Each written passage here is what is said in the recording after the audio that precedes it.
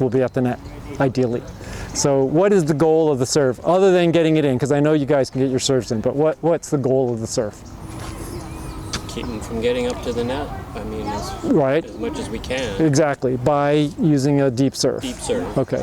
What else does that do? It keeps them back, gets you maybe an easier ball for a third, right? So really, that's kind of what you want to do. Yeah. So probably deep is the number one goal. I don't necessarily care right now about targeting a specific spot. I think, body is always a good serve because it's going to make them have to take a couple steps, and in this game people don't like to take even a couple steps. We saw that at the kitchen, and in general people don't like to move. If you're very accurate, yes, you can target backhand or forehand or wide, but we can talk a little bit about that as we go along too. So let's stand in the sun. You guys might be warm, but so when you're serving, before you even serve, you should be thinking about setting yourself up for the third. So you're serving, but you're already thinking about a shot ahead. And partly what I mean is, I think we're all righties here. Yeah. Okay. So let's assume that everybody hits a third better with their forehand. You might prefer your backhand, but let's just say, for examples, that we all want to hit our forehand. So if Leon is serving wherever you normally serve from, okay, he can stay right about there. Okay. So from there over, he's going to get forehands. Yeah. I might serve from here, but I'm basically going to come over to here. So this left-sided player, who's a right-hander, generally should be the more dominant player and have a big forehand, in general. Doesn't mean you have one, but let's assume that we want to take forehands. Now we're set up. 90% of the time, maybe 95% of the time, we're going to take our third shot with a forehand. So we're setting ourselves up.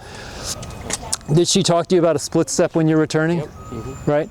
So just like you're split stepping when you're returning, when they're ready to hit the return, you want to be ready for that third. You don't want to be standing waiting for it and then now it's coming. Generally, you have to be kind of low for it, so you don't want to just be waiting. They're getting ready to hit their return. You don't know whether it's going to be high and deep, which they're trying to do, but it could be short. You got to run in. It could be hard. So when they're ready to return, you want to be ready to move and be a little bit lower, because generally you're going to be hitting up. For right now, we're talking about drops and hybrid drips. Dropping drives or dripping drop, or whatever you want to call it. For the third shot. Right, for the third shot. Right, today we're not really going to be doing third shot drives. Mostly drips or drops. So this sets us up. And in general, I either say this person who wants the forehand should be making the call on all the middle balls, or you can just say whoever's not serving makes the call because they're just standing there watching. Either way, you talk to your partner, who's going to call it. So if Leon serves, it's coming all the way over there. I've got to see that, and I'm going to say mine, I'm going to take it. If Leon is taking the third, as soon as I know he's taking the third, we have all the time in the world, right? It's coming from their baseline. As soon as I know he's taking it, I'm going to step, let's say 2 feet in, towards the middle, and I'm watching him. Because I would tell you where I want you to drop, but in general, where do you guys like to drop? What's your target? Middle. Middle? I try to go for their backhand if they're weak on their backhand. Okay. So do you go for that corner backhand? Like if I'm over here, you would go for that? Yeah. Okay. Okay. If I'm over here, I go towards the middle. Okay.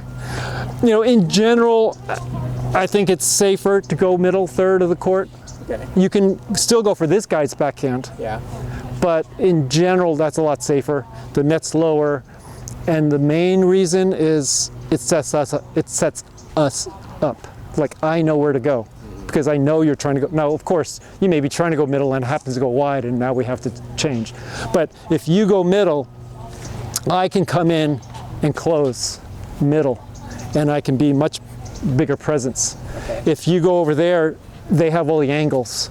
And yes, you might be targeting their backhand, but still they have the short angle. You know, it just gives them a lot more court to So maybe to work middle with. and cross court.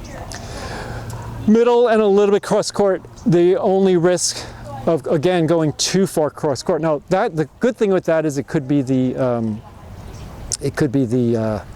returner coming in, right? So you're targeting the returner.